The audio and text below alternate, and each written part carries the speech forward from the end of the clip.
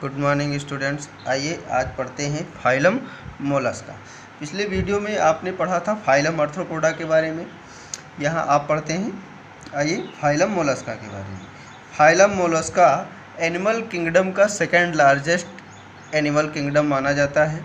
First largest आपको पता है फाइलम आर्थ्रोपोडा माना जाता है जंतुओं के स्पीशीज़ की दृष्टिकोण से, यानी कि सबसे ज़्यादा जातियाँ फाइलम आर्थ्रोपोडा में पाई जाती हैं और उसके बाद में मोलस्का में पाई जाती हैं।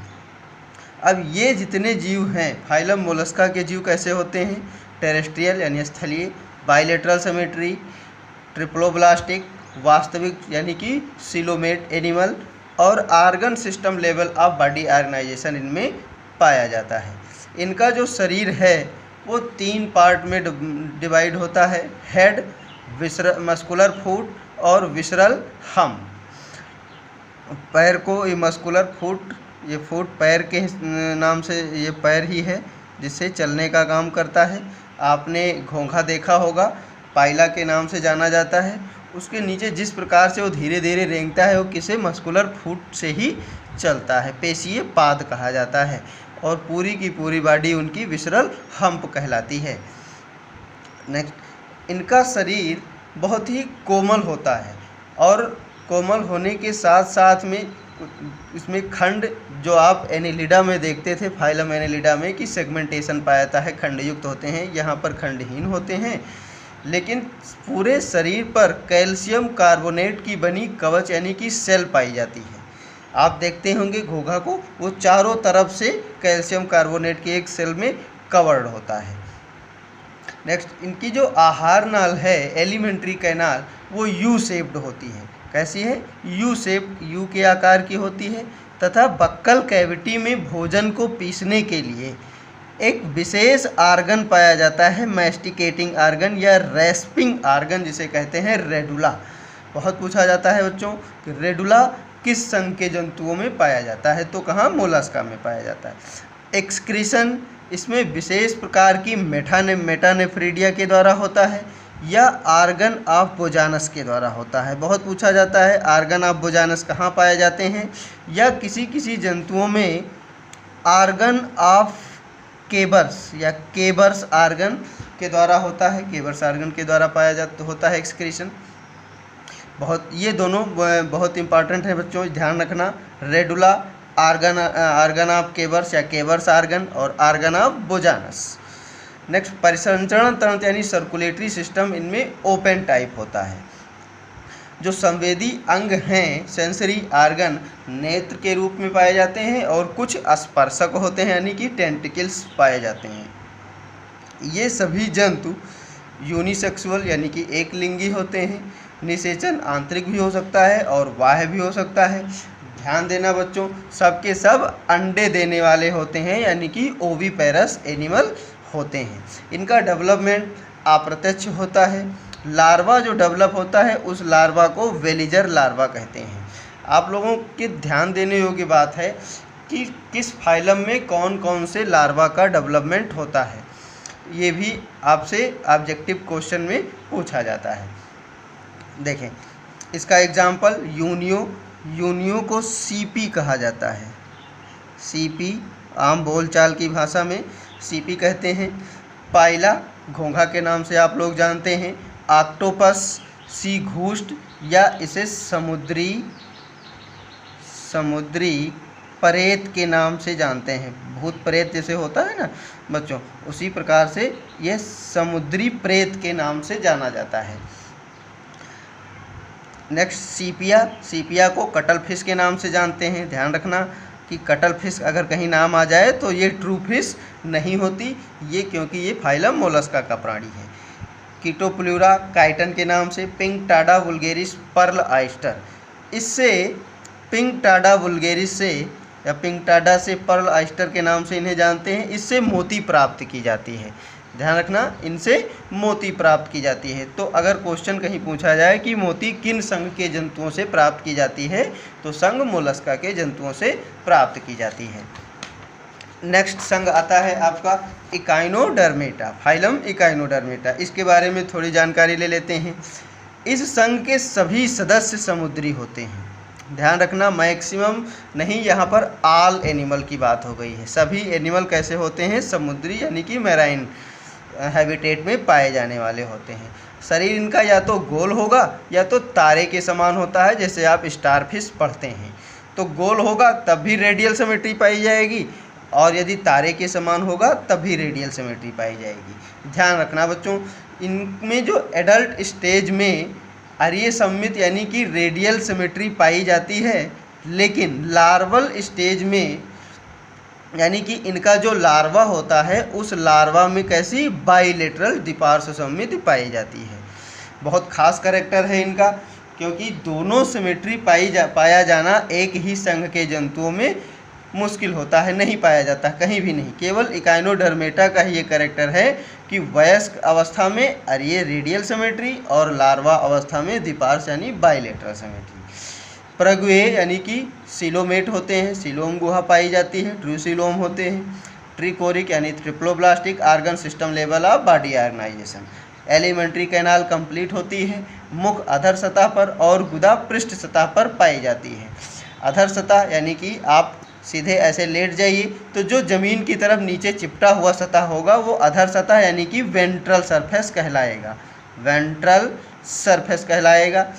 और जो ऊपर की तरफ है वो डार्सल सरफेस या पृष्ठ सतह कहलाता है। तो मुख किधर होता है? अधर यानी कि वेंट्रल सरफेस की ओर, और एनस किधर होगा? डार्सल सरफेस की ओर। इसमें एक विशेष प्रकार का सिस्टम पाया जाता है, वाटर वैस्कुलर सिस्टम। बहुत पूछा जाता है बच्चों, वाटर वैस्कुलर सिस्टम या जल संवहन तंत्र किस संघ के जंतुओं में पाया जाता है? तो कहाँ पाया जाता है? फाइलम इकाइनोडर्मेटा में पाया जाता है। ये वाटर वैस्कुलर सिस्टम लोकोमोशन में मदद करता है, भोजन पकड़ने में मदद करता है, respiring of food material and excretion में भी मदद करता है। इनकी जो त्वचा होती है वो इसका स्पाइनी होती है यानी कि कांटेदार होती है, सूल युक्त होती है, अतः इन्हें सूल युक्त प्राणी या स्पाइनी स्किन्ड एनिमल कहा जाता है। इकाइनोडर्मेटा, इकाइनो का मतलब होता ही है स्पाइनी, और डर्मेटा डर्मेटा यानी कि डर्मल से लिया गया है। डर्मल का मतलब होता है एपिडर्मिस, यानी कि इनकी एपिडर्मिस स्पाइन से ढकी होती है या स्पाइनी स्किन्ड एनिमल कहे जाते हैं। इनमें कैल्शियम कार्बोनेट यानी कि जो एंडोस्केलेटन है वो ऑसिकल्स के रूप में होते हैं, ऑसिकल्स कहे जाते हैं, और वो कैल्शियम कार्बोनेट के बने होते हैं। विशिष्ट उत्सर्जन अंग, श्वसन अंग, संवेदी अंग और तंत्रिका तंत्र कोई विशेष प्रकार के, अगर कोई जैसे विशेष उत्सर्जन अंग अदर फाइलम में डेवलप होते हैं, श्वसन अंग डेवलप होते हैं, उस प्रकार से यहाँ किसी प्रकार का डेवलपमेंट नहीं होता है। इस फाइलम में open type of circulatory system यानी खुला परिसंचरण तंत्र पाया जाता है। एनिमल कैसे हैं? एक लिंगी होते हैं और निषेचन बाह्य जल में होता है।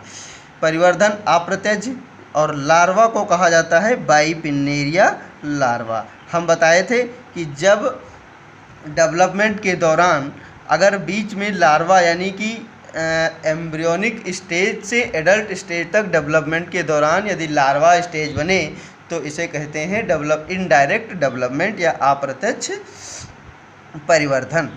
और यदि डायरेक्ट डेवलपमेंट हो जाए यानी जाइगोट से एम्ब्रियो और सीधे डेवलपमेंट हो जाए एडल्ट में तो हम उसको कहेंगे डायरेक्ट डेवलपमेंट। तो यहाँ पर कैसा होता है? इनडायरेक्ट बाइपिन्नेरिया लार्वा के द्वारा। एग्जाम्पल देख लेते हैं। एस्टेरियास सी स्टार यानी स्टारफिश के नाम से जानते हैं इसे। इकाइनस सी अर्चिन के नाम से जाना जाता है, सी अर्चिन के नाम से जानते हैं। एक बात हम और बता दें आप लोगों को बच्चों, इस सी अर्चिन में, इकाइनस में एक विशेष प्रकार का मैस्टिकेटिंग आर्गन पाया जाता है, यानी कि मैस्टिकेटिंग आर्गन के जैसे हम लोगों में दांत से भोजन को कूटते पीसते चबाते हैं, उसी प्रकार से इन लोगों में मैस्टिकेटिंग आर्गन एक विशेष प्रकार का आर्गन होता है जिसे हिंदी में कहा जाता है अरस्तु की लालटेन, अरस्तु की लालटेन या एरिस्टोटल लैंटर्न, एरिस्टोटल लैंटर्न। ठीक है बच्चों, ध्यान रखना कभी कभी कम्पिटिटिव क्वेश्चन में ये क्वेश्चन पूछ लिया जाता है कि अरस्तु की लालटेन या एरिस्टोटल लैंटर्न किस एनिमल में पाया जाता है, तो इकाइनस या सी अर्चिन में पाया जाता है। एंटीडोन सी लिली के नाम से जानते हैं, और कुकुमेरिया एक है जिसे कहते हैं समुद्री खीरा या सी कुकम्बर। सी कुकम्बर ये कोई खाने वाला खीरा नहीं, ये एनिमल है और ये समुद्र में पाया जाता है, खीरे के आकार का होता है, इसीलिए इसे सी कुकम्बर के नाम से जानते हैं। नेक्स्ट आइए इसी समय हम समाप्त कर लेते हैं फाइलम हेमिकार्डेटा।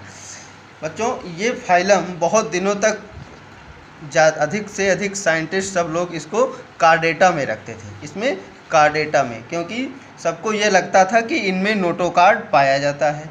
लेकिन बाद में पता लगा कि जिसको हम नोटोकार्ड समझते थे वो नोटोकार्ड नहीं, वो बल्कि बक्कल डाइवर्टिकुलम है। उसकी अभी हम बाद में बात करते हैं क्या होता है बक्कल डाइवर्टिकुलम, या ट्रू नोटोकार्ड नहीं पाया जाता। सीधे शब्दों में आप ये कह लीजिए कि फाइलम हेमिकार्डेटा को कार्डेटा में आजकल इसलिए नहीं रखा जाता है क्योंकि इनमें ट्रू नोटोकार्ड नहीं पाया जाता। इस संघ के सभी सदस्य कृमि के समान वार्म लाइक होते हैं, बेलनाकार होते हैं तथा समुद्री होते हैं, और जो शरीर है वो सुंड, कॉलर तथा वत्स यानी कि प्रोबोसिस, कॉलर व ट्रंक में डिवाइड होता है। आगे का प्रोबोसिस, बीच में कॉलर और लास्ट का रीजन ट्रंक रीजन कहलाता है। ट्रिप्लोब्लास्टिक होते हैं, बाइलेटरल सिमेट्री पाई जाती है, सीलोम गुहा पाई जाती है, organ system level of body organisation होता है। Open type of circulatory system पाया जाता है। श्वसन गिल्स के द्वारा होता है, क्योंकि जल में पाए जाते हैं तो श्वसन किससे होता है, गिल्स के द्वारा होता है। उत्सर्जन यानी एक्सक्रीशन एक विशेष प्रकार के ग्लैंड से होता है जिसे प्रोबोसिस ग्लैंड कहा जाता है, प्रोबोसिस ग्लैंड के द्वारा होता है। कैसे, एक लिंगी होते हैं, बाह्य निषेचन पर होता है, इनमें प्रत्यक्ष या अप्रत्यक्ष प्रकार का डेवलपमेंट हो सकता है अलग अलग जंतुओं में। और लार्वा, इनके लार्वा को कहते हैं टॉर्नेरिया लार्वा। क्या कहेंगे, टॉर्नेरिया लार्वा। और इसका एग्जाम्पल क्या होगा, बैलेनोग्लासस। इसी बैलेनोग्लासस को हम कहते हैं टंग वार्म, टंग वार्म। देखने में ये टंग की तरह दिखाई यानी कि जीभ की तरह दिखाई देता है, इसीलिए इसे टंग वार्म कहा जाता है। इतना आप लोग पढ़ेंगे, समझेंगे, और नेक्स्ट वीडियो में हम डिस्कस करेंगे फाइलम कार्डेटा के बारे में। ठीक है, बहुत ही इम्पॉर्टेंट आने वाला फाइलम, बहुत ही इम्पॉर्टेंट माना जाता है। वैसे तो सब इम्पॉर्टेंट हैं, स्पेशल कैरेक्टर हमने सबको हाईलाइट किए हैं। आप लोग ध्यान रखिएगा, स्पेशल कैरेक्टर पर ही ज़्यादा फोकस किया जाता है। ओके बच्चों, थैंक यू।